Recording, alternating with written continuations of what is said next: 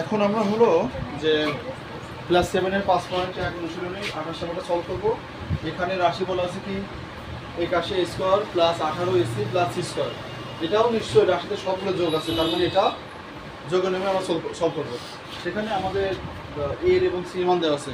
এর মান কত 7, সির মান -67। তাহলে চলো আমরা এটাকে সলভ করার চেষ্টা করি।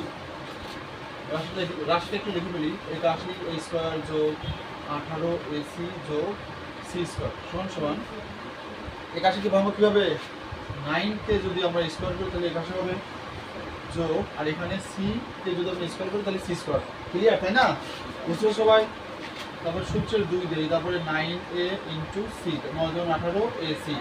তাহলে কী হবে? এখানে 9A plus C whole square, তার মানে এটা A প্লাস বি হোল স্কোয়ারের সূত্র বসে, তাই না? এইবার আমরা এ আর সি এর যে মানগুলো আছে সেটা বসাই দিই, তাহলে সহজে মিলে যাবে। দেখো এখানে এর মান কত আছে 7, 9 ইন্টু 7 যোগ সি মান কত আছে -67 দিয়ে দিলাম। এখন এখানে আমরা 7 ইউজ করে দিলাম। এখন 7 নং কত 63 হবে, প্লাস মাইনাসে -67। দেখো তো কারো বুঝতে অসুবিধা আছে? এটা 7 নং 63 প্লাস মাইনাসে -67। ক্লিয়ার?